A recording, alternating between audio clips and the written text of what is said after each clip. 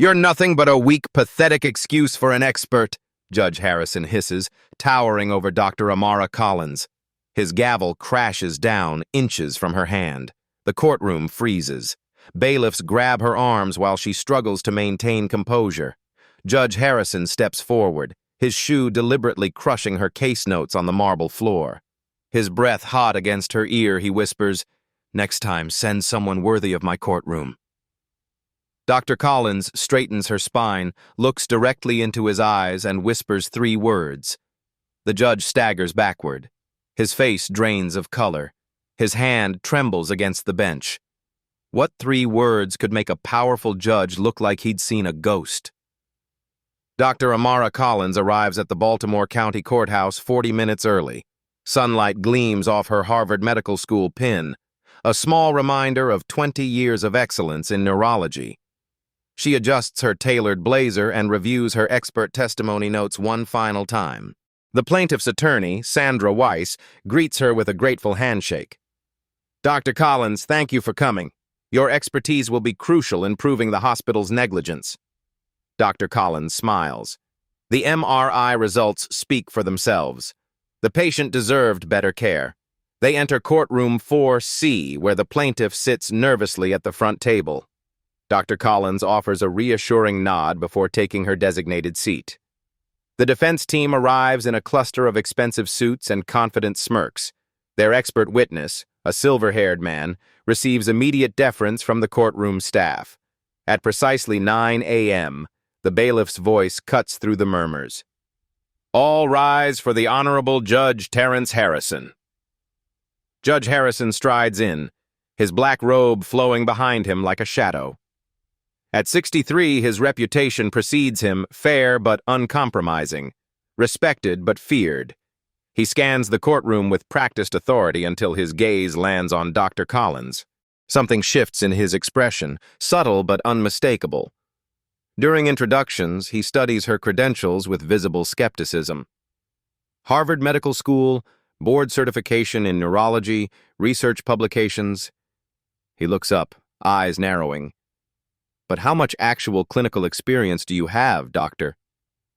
20 years of clinical practice, Your Honor, with over 3,000 cases similar to the one before the court today. He grunts, clearly unimpressed. When the defense introduces their expert Dr. James Phillips, the judge's demeanor transforms. He smiles, mentioning he's familiar with Phillips's outstanding reputation. Throughout pretrial motions, the pattern continues. Judge Harrison interrupts Weiss repeatedly, particularly when discussing Dr. Collins's upcoming testimony. Yet he gives the defense team uninterrupted time to speak, nodding along with their arguments. The defense attorney, Thomas Bedford, exchanges knowing glances with the judge. Dr. Collins observes everything, her pen moving steadily across her legal pad. She notes each interruption, each dismissive gesture directed her way. Weiss leans over during a brief recess. "I'm sorry about this. Harrison has a reputation for being old school." "I've noticed," Dr. Collins replies calmly. "But don't worry. I've dealt with this type of behavior throughout my career." What neither the judge nor anyone else realizes is that Dr. Collins has developed more than patience during those years of facing bias. A familiar name on the court docket connects to Dr. Collins's past in ways that will soon shatter Judge Harrison's world.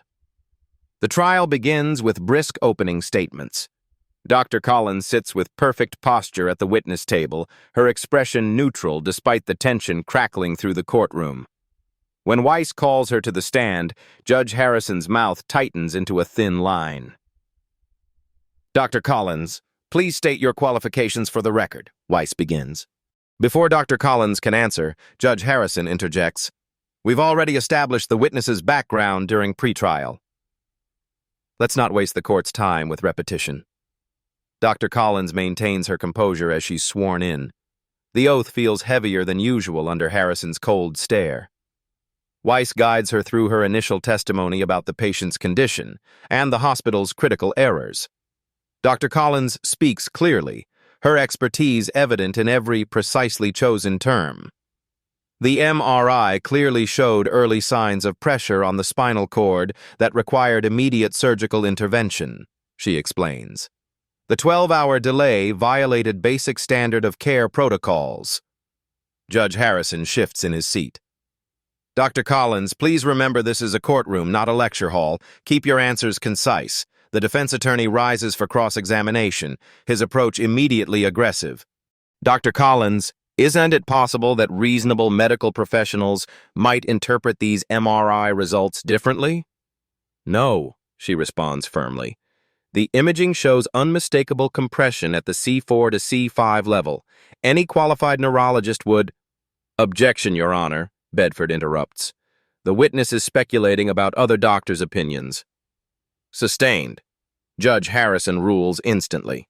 Dr. Collins, stick to what you personally know, not what you believe other doctors might think. When Dr. Collins attempts to explain the universal standards for interpreting such imaging, Judge Harrison interrupts again. The jury doesn't need a medical school lecture, Doctor. Answer the specific questions asked. Dr. Collins adjusts her approach, becoming more concise without sacrificing substance. When she presents peer-reviewed research supporting her position, Judge Harrison sighs audibly. Is this academic paper directly relevant to this specific case, Doctor? He asks with thinly veiled contempt. Yes, Your Honor. This research established the current standard of care that— Move on, he cuts her off. The jury needs practical information, not theoretical research. As the questioning continues, Dr. Collins maintains her professionalism despite the judge's increasing hostility. During a particularly technical explanation, Judge Harrison checks his watch ostentatiously. Perhaps we should break for lunch before Dr. Collins continues with her extensive explanations. The courtroom responds with uncomfortable laughter. Weiss objects to the judge's tone, but is quickly shut down with threats of contempt. During the recess, Dr. Collins steps into the hallway for a breath of air. She overhears Judge Harrison speaking with Bedford around the corner. These academics think they know everything, Harrison says, especially the ones with something to prove. Dr. Collins retreats silently, retrieving her phone from her bag. She steps into an empty conference room, closes the door, and dials a number from memory. When the call connects, her voice shifts into something more authoritative. This is Collins. I need information on Judge Terrence Harrison's judicial record, particularly cases involving female expert witnesses. She listens briefly before adding, also check the ownership records of Bedford Holdings from 2018 to present. I believe our judge has connections he hasn't disclosed. The voice on the other end asks for authorization, and Dr. Collins responds with a code that sets machinery in motion. The afternoon session intensifies like storm clouds gathering.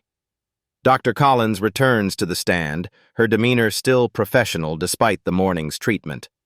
The plaintiff's attorney attempts to redirect, guiding her back to the critical findings that demonstrate the hospital's negligence. Dr. Collins, could you explain how the delay in treatment directly impacted the patient's prognosis? She nods, organizing her thoughts. The 12-hour delay allowed the spinal compression to worsen, resulting in permanent nerve damage that— Objection, Bedford interrupts. Speculative. Judge Harrison doesn't hesitate. Sustained. Weiss frowns. Your Honor, Dr. Collins is establishing causation based on medical evidence. She's offering conclusions beyond what the evidence supports, Judge Harrison counters. Continue, counselor, but with more restraint. Dr. Collins attempts to present the established medical timeline, but Bedford objects at every critical point. Judge Harrison sustains nearly every objection, effectively gutting her testimony. When she tries to reference the patient's deteriorating neurological exams, the judge cuts her off mid-sentence. Dr. Collins, are you trying to instruct this court on legal matters now? Stick to what you supposedly know. The word supposedly hangs in the air like a slap. Weiss objects immediately. Your Honor, that comment impugns the witness's credentials. Overruled. Counsel, control your witness. Dr. Collins takes a slow breath. If I may clarify the medical progression documented in the records, the court doesn't need clarification, Judge Harrison interrupts. The jury understands the timeline. When Dr. Collins attempts to cite 3 recent medical journal publications supporting her position on standard of care violations, Judge Harrison waves his hand dismissively. The jury will disregard the doctor's reference to unverified research. Bedford seizes this opportunity, questioning Dr. Collins's publishing record with inappropriate vigor. Isn't it true that your most recent publication was rejected by the Journal of Neurosurgery before being accepted by a less prestigious publication? Objection. Weiss stands. This line of questioning is irrelevant and designed to harass the witness. I'll allow it, Judge Harrison says, leaning forward with interest. The witness's professional standing is relevant to her credibility. For 20 excruciating minutes, Dr. Collins defends her legitimate credentials, while Judge Harrison allows the defense to twist her accomplishments into supposed shortcomings. The jurors shift uncomfortably, some avoiding eye contact with her out of secondhand embarrassment. The breaking point comes when Dr. Collins requests permission to demonstrate a neurological principle using a medical model she brought. This visual aid will help illustrate exactly where the compression occurred and why immediate intervention was. Judge Harrison stands abruptly, looming over her. This theatrical display is unnecessary and wastes the court's time. Perhaps in your university classroom you can indulge in such performances, but this is a court of law. He signals to the bailiff. Remove that prop from the witness stand. The bailiff approaches and takes the anatomical model from Dr. Collins's hands. The deliberate public humiliation silences the courtroom. Several jurors look down, uncomfortable with the display of power. Dr. Collins stands perfectly still, her dignity intact despite the judge's efforts. Your Honor, she says calmly, may I approach the bench? Judge Harrison hesitates, then reluctantly nods. When she reaches the bench, she speaks just loud enough for him and the attorneys to hear. Your repeated interruptions and dismissive comments toward me appear to follow a pattern evident in your previous cases with female expert witnesses. This pattern could be interpreted as gender bias. Judge Harrison's face darkens with anger. Are you threatening me, Doctor? Remember where you are and who you're addressing. I'm simply making an observation based on data, Your Honor. That's what scientists do. The judge dismisses her with a wave, then addresses the court. Due to the late hour and Dr. Collins's clearly limited preparation, we'll adjourn until tomorrow. Perhaps overnight, the doctor can organize her thoughts more coherently. As the courtroom empties, Dr. Collins's phone vibrates in her pocket. She waits until she's alone to check the message. Financial records located. Judge Harrison and defense attorney Bedford share ownership in 3 investment properties. Call when ready for more. The pieces of a puzzle years in the making begin falling perfectly into place. The hotel room door clicks shut behind Dr. Collins. Only now, in private, does she allow her professional mask to slip.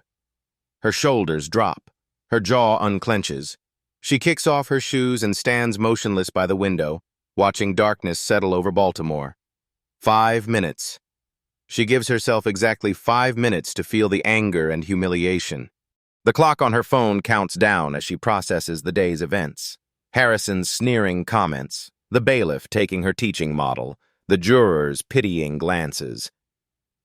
When the timer beeps, she straightens her spine and transforms back into purpose and determination. She opens her laptop and arranges the case files in precise order. Then she retrieves a secure phone from a hidden compartment in her briefcase and dials a number not stored in any contact list. This is Amara Collins, she states clearly. Authorization code Sierra Delta 974. The response comes immediately. Authentication confirmed, Dr. Collins. We've been expecting your call. What did you find? Her voice shifts from the patient expert witness tone to something sharper, more commanding. The financial connections between Harrison and Bedford run deeper than expected, the voice reports. Beyond the 3 properties they co-own, we've identified a shell company that funnels consulting fees from the hospital's parent corporation to Harrison's wife's design firm. The transactions are structured to avoid detection in standard disclosure reviews. Dr. Collins takes notes in a precise shorthand. Timeline? The financial relationship began 8 years ago, shortly after Harrison was assigned to the medical malpractice division. Since then, Bedford has won 92% of his cases before Harrison significantly higher than his success rate with other judges. And the pattern I suspected? Confirmed. We analyzed transcripts from Harrison's last 50 medical malpractice trials. Female expert witnesses receive sustained objections at a rate 78% higher than their male counterparts. Their testimony is interrupted an average of 12 times per hour versus 3 times for men with identical credentials. His case reversal rate on appeal? 7 cases have been overturned in the past decade citing judicial misconduct with gender-biased undertones. All were quietly reassigned with minimal publicity. Dr. Collins nods, unsurprised but now armed with concrete data. Send everything to my secure server and initiate protocol transparency. Protocol transparency confirmed, the voice responds with new urgency. The Oversight Committee will be notified. Recording devices are being placed in the courtroom overnight. How would you like to proceed tomorrow? I'll continue as the expert witness they expect for now, she says, her tone calculating. Let them underestimate me a while longer. After ending the call, Dr. Collins reorganizes her presentation materials for tomorrow. She adds subtle references to case law regarding judicial misconduct that only someone with legal training would recognize. Breadcrumbs for those paying attention. She removes her Harvard pin and replaces it with a smaller, less noticeable one from the State Bar Association's Ethics Committee hidden in plain sight. From her suitcase, she retrieves a small leather portfolio. Inside lies an ID card for the Federal Judicial Conduct Review Board, where she serves as a special medical advisor. Next to it rests her appointment letter to the State Ethics Commission, signed by the governor 3 years ago. Dr. Collins runs her fingers over these credentials, proof of the path she's built beyond medicine. After facing bias throughout her early career, she hadn't just persevered as a neurologist. She'd strategically positioned herself at the intersection of medicine and judicial oversight, focusing specifically on bias in medical malpractice cases. She closes the portfolio and prepares for bed, reviewing tomorrow's strategy. The judge's behavior has already provided ample evidence, but she needs more to ensure a thorough investigation. Tomorrow, she'll give him enough rope to hang himself professionally. Her phone chimes with a new message as she drifts toward sleep. Additional connection found. Harrison ruled favorably in 3 previous cases involving Bedford's hospital client. All 3 verdicts were later questioned but never formally investigated. Tomorrow, Judge Harrison won't be evaluating her credibility. She'll be evaluating his. Morning light streams through the courthouse windows as Dr. Collins takes her seat. The courtroom buzzes with anticipation. Word of yesterday's tensions has spread. The plaintiff's attorney approaches, concern etched across her face. Dr. Collins, after yesterday, I wouldn't blame you for feeling intimidated. Judge Harrison clearly has some issue with you. Dr. Collins arranges her notes with steady hands. Trust me, I've handled worse. Weiss blinks, surprised by her confidence. Before she can respond, the bailiff calls the court to order. Judge Harrison enters, immediately fixing Dr. Collins with a cold stare. Today, his hostility radiates without pretense. Before we continue, Harrison begins once seated, I want to remind everyone that this court demands respect and professionalism. His gaze locks onto Dr. Collins. Yesterday's proceedings were disappointing in that regard. Dr. Collins notices something she didn't yesterday, a small red light on a courtroom camera in the corner. Protocol transparency is active. Every word is now being recorded for the Oversight Committee. Dr. Collins, Judge Harrison continues, I remind you that you're still under oath. Yesterday's performance was lacking in both substance and respect for this court. I trust today will be different. Weiss rises immediately. Objection, Your Honor. That characterization of Dr. Collins's testimony is prejudicial and unfounded. Overruled, Harrison snaps. One more outburst like that, counselor, and you'll be held in contempt. Now proceed. The defense attorney resumes cross-examination with renewed aggression, clearly emboldened by the judge's obvious bias. Each question attempts to twist Dr. Collins's expertise into a liability. So, Dr. Collins, you spend most of your time in research rather than direct patient care, correct? No, that's incorrect. My practice is evenly divided between objection, Your Honor, Bedford interrupts. Non-responsive. Sustained, Judge Harrison rules instantly. Dr. Collins, answer the specific question asked. Dr. Collins adjusts her approach. Approximately 50% of my time involves direct patient care. So only half your time is spent actually treating patients, Bedford emphasizes, spinning her accurate answer. When Dr. Collins provides a detailed explanation about the standard of care violation, Judge Harrison interrupts. The jury will disregard that entire response. Dr. Collins, you've been warned about offering opinions beyond the scope of the question. Dr. Collins nods politely, fully aware of the recording. She deliberately cites a medical journal that she learned overnight contains contributions from Judge Harrison's brother-in-law. The Journal of Neurosurgical Standards, in which Dr. Lawrence Keller published his definitive work on spinal cord compression, clearly establishes that delays beyond 6 hours constitute negligence. Judge Harrison reacts visibly to the name. That journal is irrelevant to these proceedings. Your Honor, she responds with practiced innocence, that journal is considered the definitive source on this specific medical procedure. Is there a reason you find it particularly objectionable? The judge's face reddens. Another comment like that, doctor, and you'll be held in contempt. From the gallery, a man in a gray suit watches intently, taking notes on a small pad. He arrived early that morning, displaying credentials to the bailiff that granted him immediate access. His badge, temporarily tucked inside his jacket, identifies him as a representative from the Judicial Review Board. The trap closes a little tighter with each biased ruling Harrison makes. After the morning recess, the defense calls their expert witness. Dr. James Phillips strides to the stand with practiced confidence. Silver-haired and square-jawed, he embodies the stereotype of medical authority that Judge Harrison clearly respects. Dr. Phillips, Harrison says warmly, thank you for accommodating the court with your distinguished presence. We understand how valuable your time is. Dr. Collins watches the performance unfold with clinical detachment.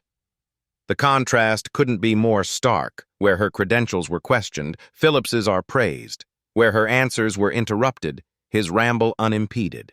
In my 30 years at Metropolitan Hospital, Phillips explains at length, I've never seen a case where a 12-hour delay in this specific procedure resulted in the kind of damage claimed here. Judge Harrison nods appreciatively. Thank you for that clarity, Doctor.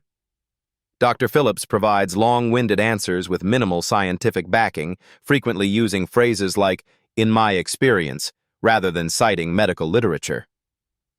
When he directly contradicts Dr. Collins's testimony about spinal cord compression standards, Judge Harrison allows it without question.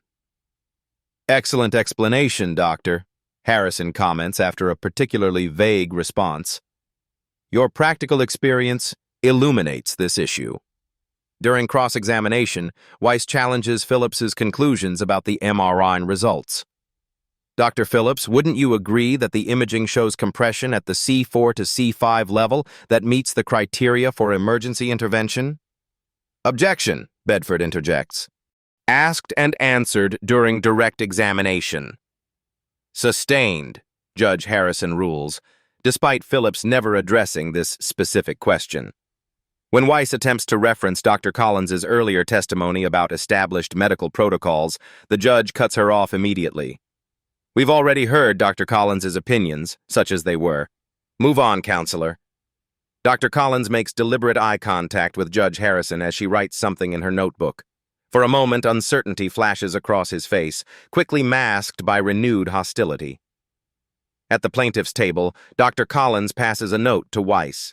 The attorney reads it, eyes widening slightly before composing herself.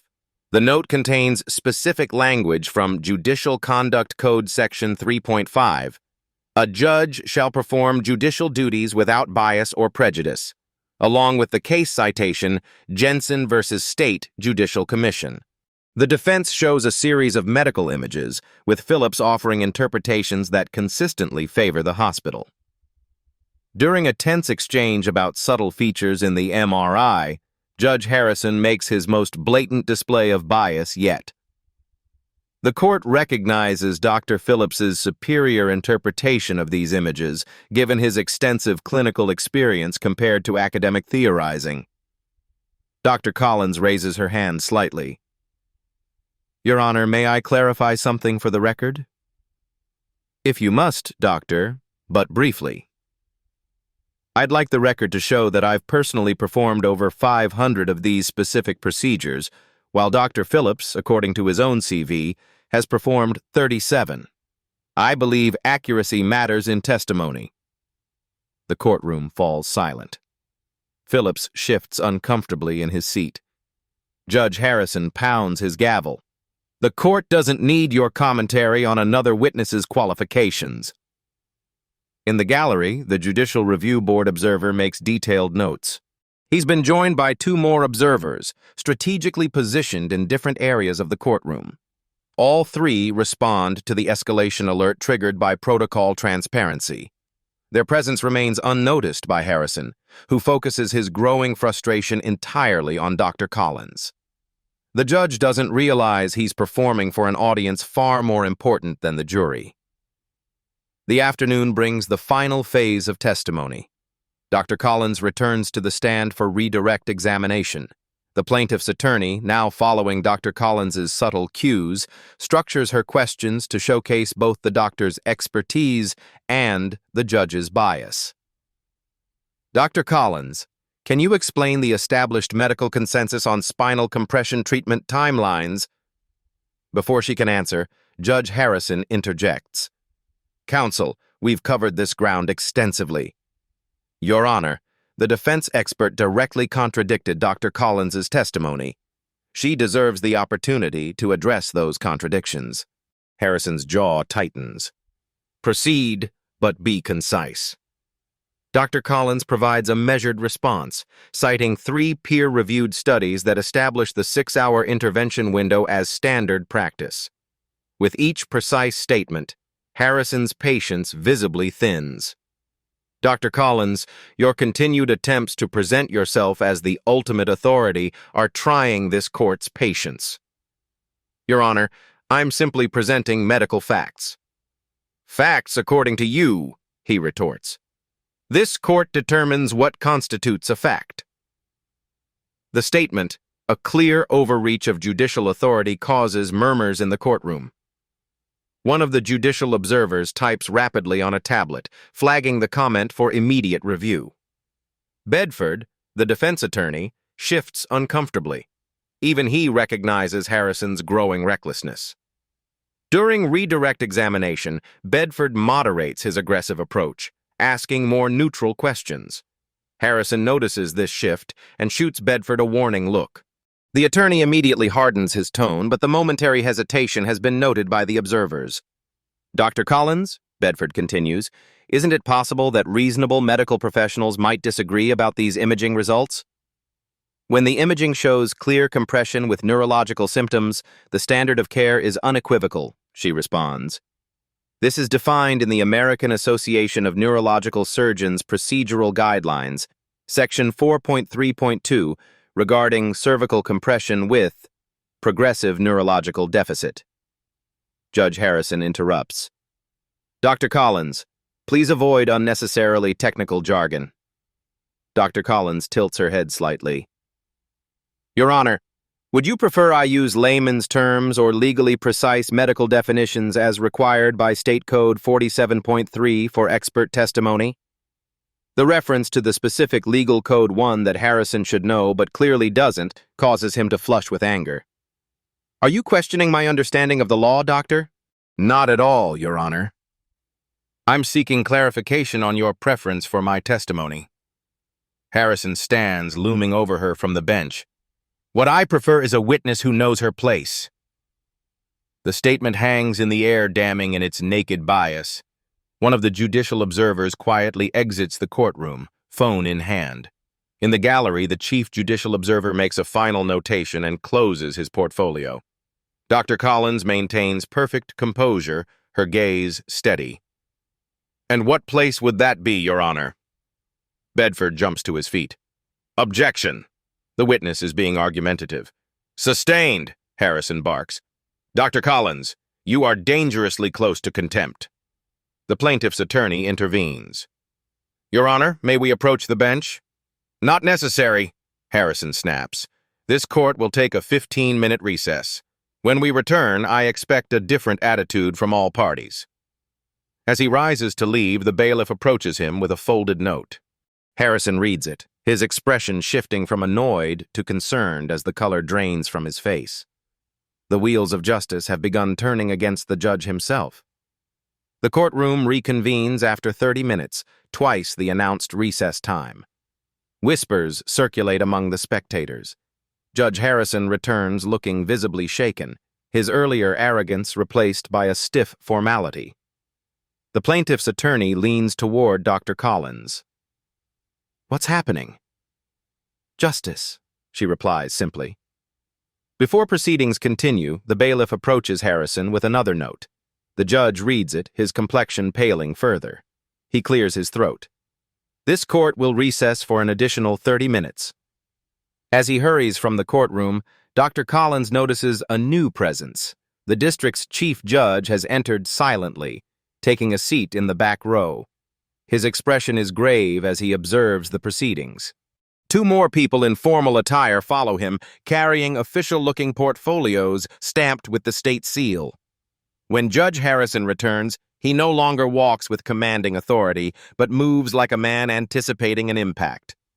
The chief judge joins him at the bench for a brief, intense conversation before taking an unprecedented seat in the gallery's front row. Harrison clears his throat. Before we continue, I feel I should clarify some of my earlier statements regarding Dr. Collins's testimony. This court has the utmost respect for all expert witnesses regardless of their background. The forced retraction comes too late. Dr. Collins rises from her seat. Your Honor, if I may address the court. Harrison hesitates, then nods, already sensing he's lost control of the situation. The chief judge watches intently, his presence an unmistakable sign that normal procedures have been suspended. Dr. Collins approaches the bench, but instead of stopping there, she turns to face the entire courtroom. From her briefcase, she removes a different set of credentials, not her medical license, but an official ID card with the state seal and federal judiciary emblem. My name is Dr. Amara Collins. While I am indeed a practicing neurologist and expert in medical malpractice cases, I also serve as the appointed special medical advisor to the Federal Judicial Conduct Review Board, focusing specifically on bias in medical testimony evaluation. A collective gasp ripples through the courtroom. Judge Harrison grips his gavel so tightly his knuckles turn white. Bedford, the defense attorney, starts gathering his papers as if preparing to flee. For the past 3 years, Dr. Collins continues with calm authority, I've been conducting an authorized review of judicial conduct in medical malpractice cases across this circuit. Judge Harrison's courtroom was scheduled for routine observation. She turns directly to Harrison. However, upon reviewing your case history before my appearance, I identified concerning patterns that warranted closer investigation. Your treatment of my testimony these past 2 days has, unfortunately, confirmed those patterns. The chief judge stands. As of this moment, these proceedings are temporarily suspended. Judge Terrence Harrison is recused from this case pending a full investigation into judicial misconduct. Harrison finds his voice, though it lacks its former power. This is outrageous. You deliberately misrepresented yourself. No, Your Honor, Dr. Collins interrupts calmly. My credentials as a medical expert are genuine and complete. I was not obligated to disclose my position with the review board during a formal investigation. In fact, doing so would have compromised the integrity of our findings. She addresses the stunned courtroom. When I whispered that authorization code yesterday, Sierra Delta 974, it activated protocol transparency, our highest level of judicial misconduct investigation. The observers who had been taking notes throughout the proceedings now reveal their credentials members of the Judicial Review Board, present to document Harrison's conduct firsthand. The defense attorney, Bedford, attempts to slip out of the courtroom, but is stopped by a federal marshal who has appeared at the door. Mr. Bedford, we'll need to speak with you as well regarding your undisclosed financial relationships with Judge Harrison. The plaintiff sits in shocked silence, witnessing justice unfold in an unexpected direction. Weiss, the plaintiff's attorney, struggles to maintain her professional composure despite her obvious satisfaction. Dr. Collins returns to her seat, opening her laptop to reveal dozens of similar cases flagged for investigation, many involving the same defense firm and hospital. The screen shows a detailed database tracking patterns of rulings across multiple judges, with Harrison's name highlighted in red. Every biased ruling, every dismissive comment had been another nail in Harrison's professional coffin. The news breaks like a summer storm, sudden, powerful, and transformative. By evening, reporters surround the courthouse, their vans creating a media perimeter as the story of judicial corruption spreads. Judge exposed by expert he humiliated runs across the bottom of local news broadcasts. National outlets pick up the story by midnight. Inside the Chief Judge's chambers, Dr. Collins presents her findings to a hastily assembled panel of judicial administrators. The evidence forms a damning constellation statistical analyses revealing Harrison's clear pattern of gender bias, financial records documenting undisclosed conflicts of interest, and courtroom recordings capturing his contemptuous treatment of female experts. We've been tracking Judge Harrison's rulings for 36 months, Dr. Collins explains, navigating through detailed spreadsheets on her laptop. The pattern emerged early but required substantial documentation to ensure accuracy. She displays a color-coded chart showing ruling disparities. Over the past 3 years, Judge Harrison ruled against female expert testimony at a rate 84% higher than male experts with identical credentials. In medical malpractice cases specifically, when the expert was a woman, he issued favorable rulings to this particular hospital in 92% of cases. A judicial administrator leans forward. And you're certain these statistics control for other variables? Absolutely, Dr. Collins confirms. We matched cases by type, severity, evidence quality, and attorney experience levels. The gender bias remained the only statistically significant factor. The chief judge reviews the financial documents with growing concern. These property investments with defense attorney Bedford completely undisclosed, and these connections to the hospital board through his wife's family business. Yes, Dr. Collins confirms. A clear violation of judicial ethics requiring recusal. We've identified 27 cases in the past 5 years where these specific conflicts should have been disclosed. In another room down the hall, the hospital's general counsel sits across from the plaintiff's attorney. The atmosphere has transformed dramatically, where once the hospital had fought the malpractice claim aggressively, they now push settlement papers across the table with barely concealed desperation. Our client deserves fair compensation for their suffering, Weiss states, sliding the settlement offer back with a firm shake of her head. This figure doesn't approach adequate, especially in light of recent revelations. The hospital counsel sighs. What number would resolve this matter quickly and confidentially? Confidentiality is no longer an option, Weiss replies. Any settlement must include public acknowledgement of the hospital's failures and implementation of new safety protocols. Meanwhile, Bedford law firm erupts into internal chaos. Thomas Bedford faces an emergency meeting of the firm's partners, who demand explanations for the financial entanglements with Judge Harrison. 3 junior partners resign immediately, emailing their clients about their departure before Bedford can even begin damage control. "This wasn't just unethical, it was stupid," one departing partner tells reporters gathered outside.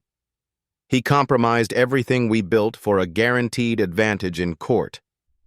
Forensic accountants descend on Bedford's financial records, tracing connections between the law firm, the judge, and the hospital's leadership. What they discover extends beyond simple property investments to a complex network of shell companies and consulting arrangements designed to hide influence. Dr. Collins meets with the original plaintiff, a former construction worker now partially paralyzed due to the hospital's negligence. For 3 years, their case has been delayed and dismissed across different courts, their life deteriorating while justice remained elusive. "Your case became the catalyst," Dr. Collins explains gently. "But you weren't the only one. We've identified 27 similar cases where justice was denied, potentially due to this same pattern of bias and financial conflicts." The plaintiff's eyes fill with tears. "I just wanted them to admit they made a mistake. I never thought it would uncover all this." A class action lawsuit begins forming as other patients with similar experiences come forward.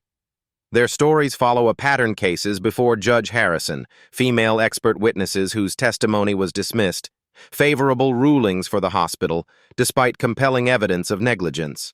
The hospital's stock price drops 15% in a single trading day as investors react to the potential liability. Their board calls an emergency session, voting to replace their general counsel and initiate an internal investigation into their relationship with Bedford law firm and Judge Harrison. Within the judicial system itself, a comprehensive review launches. Other judges with connections to Harrison find their past rulings scrutinized. 2 recuse themselves from current medical malpractice cases, sensing the changing tide and hoping to avoid deeper investigation. Bedford law firm issues a carefully worded press release. "We are shocked by these allegations and have placed Mr. Bedford on indefinite leave pending investigation. Our firm remains committed to the highest ethical standards." Behind closed doors, however, the remaining partners scramble to distance themselves from Bedford's actions. An anonymous source within the firm reveals to reporters that Bedford had boasted about his special relationship with Judge Harrison, even coaching expert witnesses on how to play to Harrison's preferences. The Judicial Ethics Committee expands their investigation beyond Harrison to the entire medical malpractice division of the Circuit Court. They discover a troubling pattern of biased rulings favoring certain hospitals and insurance companies across multiple judges, suggesting a systemic problem rather than an isolated case.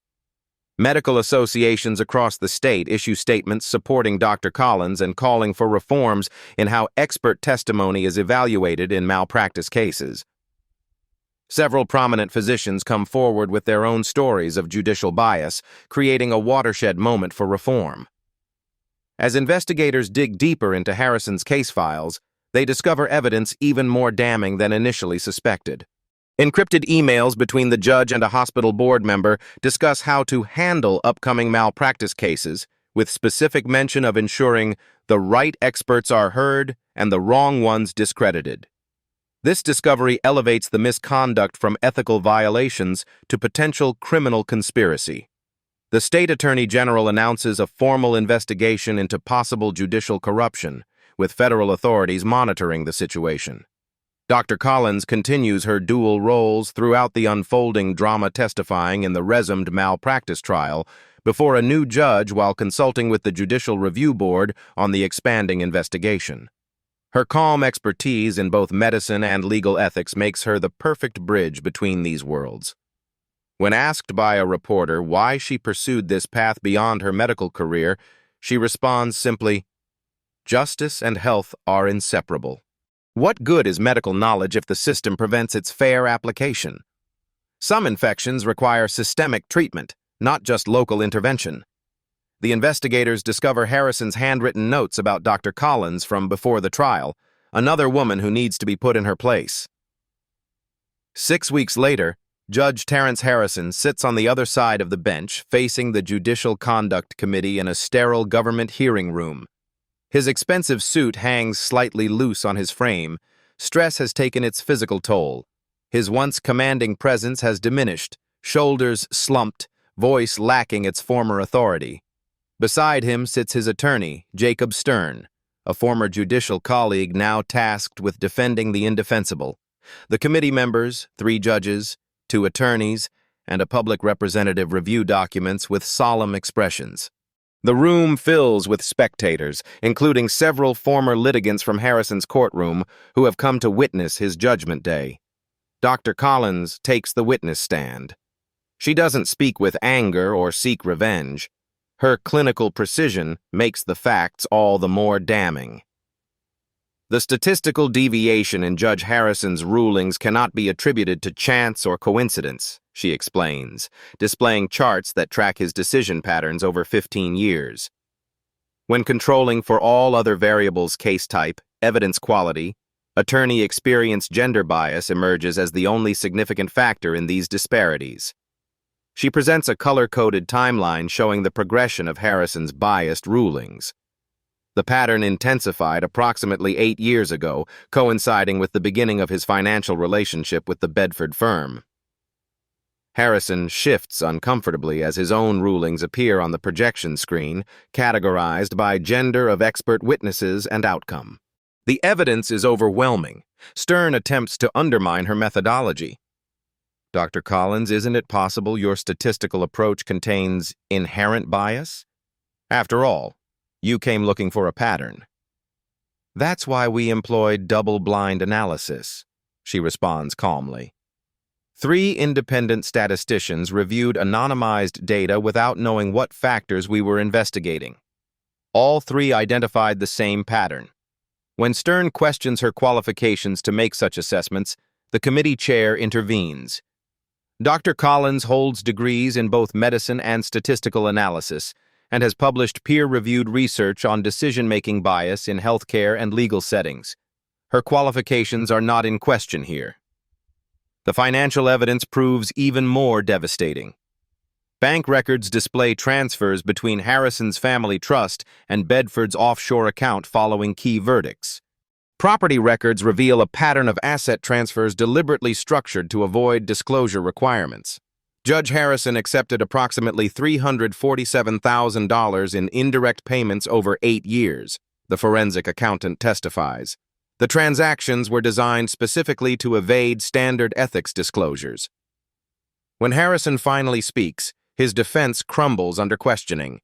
He claims ignorance of financial disclosure requirements despite having instructed other judges on those very rules at judicial conferences. He denies bias while unable to explain the statistical anomalies in his rulings.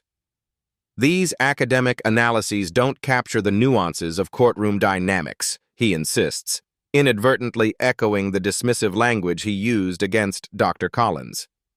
Each case is unique. Statistical patterns can be misleading. Yet the pattern becomes remarkably consistent when the expert witness is female, notes a committee member. How do you explain that specific correlation? Harrison has no answer. The committee's deliberation is brief. Their recommendation comes swiftly: immediate removal from the bench, referral to the Bar Association for disbarment proceedings, and criminal investigation for judicial corruption. The evidence demonstrates a persistent pattern of gender-based bias and serious financial impropriety that undermines public confidence in the judiciary, the chair announces. This committee finds that Judge Harrison has violated Canons 1, 2, and 3 of the Code of Judicial Conduct and is unfit to continue serving. As Harrison leaves the hearing room, reporters swarm him with questions. The man who once commanded a courtroom with impunity now hurries to his car with a coat over his head, refusing to comment. His attorney offers only a terse statement about appealing the decision. That evening, news programs run side-by-side images. Judge Harrison towering over Dr. Collins in court weeks earlier, and today's footage of him shrinking from public view. Legal commentators discuss the broader implications for judicial accountability. This case reveals how power can corrupt the very system designed to ensure justice, one analyst explains. The question now is how many other judges might be operating with similar bias. At home, Harrison watches his reputation disintegrate in real time. Former colleagues issue statements distancing themselves from him. The governor announces a task force to review all his past decisions. Social media fills with stories from women who faced his courtroom bias over the years. His phone rings constantly reporters, former friends, his increasingly concerned attorney as the criminal investigation intensifies. When he finally answers, it's his attorney with more bad news. "Terry, federal agents just executed search warrants at Bedford's offices and the hospital. They're seizing computers and files related to what they're calling a years-long conspiracy to manipulate judicial outcomes." This is moving beyond ethics violations into criminal territory. Harrison stares at the judicial ethics code framed on his wall, the same rules he'd spent a career manipulating and violating. 3 months after Judge Harrison's removal, the ripple effects continue to transform the judicial landscape. Dr. Collins stands at the podium in the grand ballroom of the State Judicial Conference Center, addressing hundreds of judges who sit in attentive silence. The same people who might have dismissed her expertise months ago now lean forward, captivated by her presentation. "The Harrison case wasn't about one judge's misconduct," she explains, her voice carrying through the hushed room. "It revealed systemic vulnerabilities that allowed bias to flourish unchecked for years." Behind her slides display the comprehensive reforms already implemented across the state court system. The conference has devoted its entire agenda to examining bias in expert witness evaluation and implementing new safeguards against judicial misconduct. A technology team demonstrates new monitoring software that will track judicial rulings for statistical anomalies that might indicate unconscious bias, a direct result of Dr. Collins's methodology. The system flags patterns of decisions that correlate with gender, race, or other protected characteristics of expert witnesses. "This isn't about policing thought," Dr. Collins clarifies. "It's about creating awareness of potential blind spots we all carry. The data serves as a mirror, not a judgment." Across the state, courts implement mandatory bias training, with particular focus on gender disparities in expert witness credibility assessment. Judicial performance reviews now include bias metrics, with regular external audits by qualified statisticians who look for patterns similar to those found in Harrison's courtroom. The Chief Justice rises to announce additional reforms. Starting next month, all financial disclosure requirements will be significantly expanded. Judges must now report not just direct investments, but also family connections to industries frequently appearing before their courts. The State Bar Association simultaneously implements stricter disclosure requirements for attorneys, with severe penalties for concealing financial relationships. Several judges voluntarily recuse themselves from cases where even the appearance of conflict exists, a cultural shift in judicial ethics prompted by Harrison's public downfall. At Metropolitan Hospital, the board of directors has been restructured, with patient advocates now holding key positions.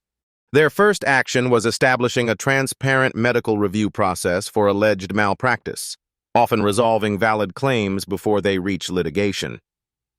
"We're focusing on healing relationships with patients, not just defending against lawsuits," the new board chair explains at a press conference. "When we make mistakes, we acknowledge them and make proper restitution."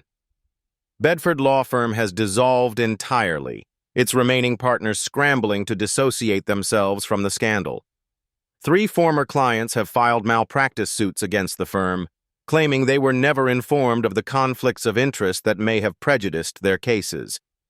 The most significant change comes from the state Supreme Court, which issues new rules allowing for greater scrutiny of judicial conduct during trials.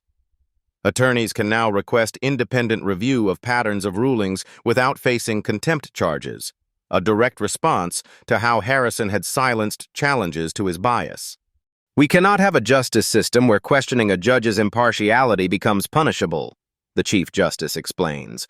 "Proper respect for the bench doesn't require blind deference to potential misconduct." Dr. Collins works with a team of data scientists to refine the algorithms that first identified Harrison's pattern of misconduct. The project, now funded by a judicial integrity grant, aims to create an early warning system for courts across the country. 3 neighboring states have already requested access to the technology.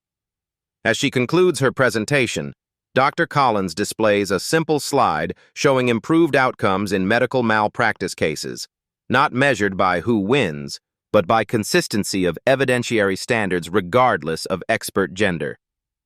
This is what progress looks like, she tells the assembled judges. Not perfect, but measurably better. As the reforms take shape across the judicial system, a package arrives at Dr. Collins's office. Inside is a judicial complaints report from a neighboring state, with a note.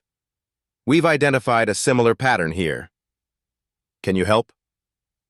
The battle against bias had only just begun, with Dr. Collins now recognized as its most formidable warrior.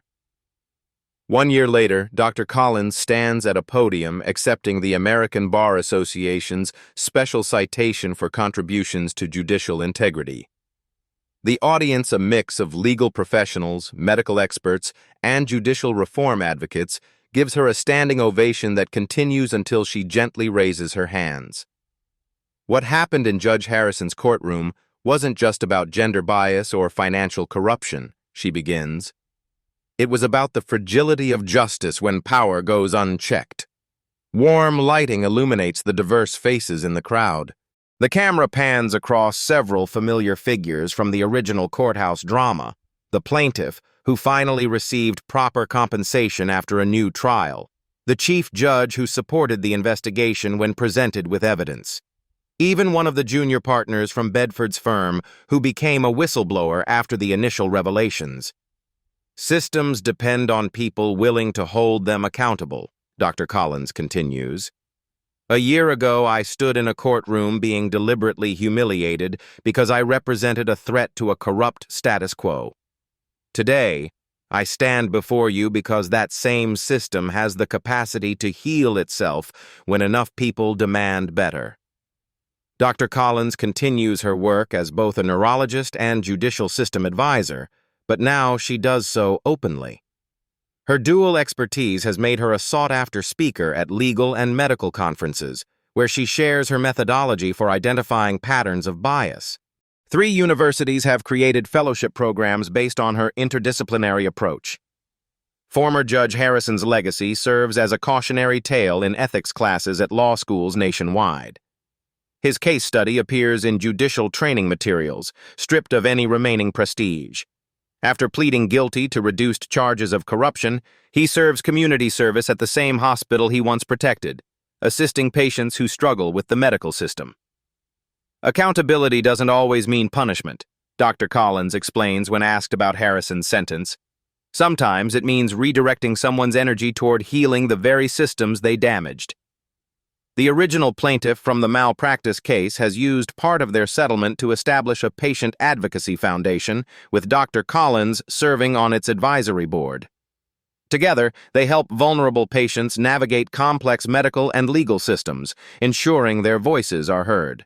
The greatest injustice was that it took 3 years for this patient to receive proper compensation, Dr. Collins notes during a foundation meeting. Our goal is to make sure no one else waits that long for justice. The courtroom where it all began has been reformed as well. The new judge appointed to replace Harrison, a woman with both legal and medical credentials, has established a reputation for fair treatment of all expert witnesses, evaluating testimony on merit rather than gender or status. Dr. Collins occasionally returns to that courtroom as an expert witness, always with a moment of reflection as she takes the stand. The experience has neither hardened nor embittered her. Instead, it has reinforced her belief in systems of accountability and the power of speaking truth, even when your voice shakes. Her office at the University Medical Center has expanded to include a small team dedicated to monitoring judicial bias in medical cases nationwide. On her desk sits a small plaque with words that have become her personal motto and the title of her upcoming book on judicial reform. Justice sees through bias. The case that began with humiliation has transformed into a movement for accountability that continues to spread across the legal and medical professions. Dr. Collins doesn't consider herself an activist, just a professional, unwilling to accept that some voices deserve less respect than others. In medicine, we're taught to treat the underlying condition, not just the symptoms, she explains to a student who asks about her approach. Bias isn't just a personal failing, it's a systemic disease that requires systemic treatment. If you enjoyed this story of justice served, hit that like button right now. Your support helps Beat Stories bring more powerful tales of accountability to light. These aren't just stories, they're reminders that speaking truth to power changes lives. Subscribe to Beat Stories for a new compelling drama every week. Stories of ordinary people with extraordinary courage who expose corruption and transform broken systems.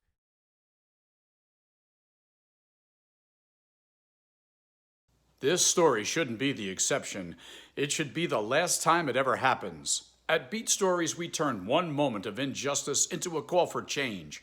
Subscribe to help make that call louder and longer lasting.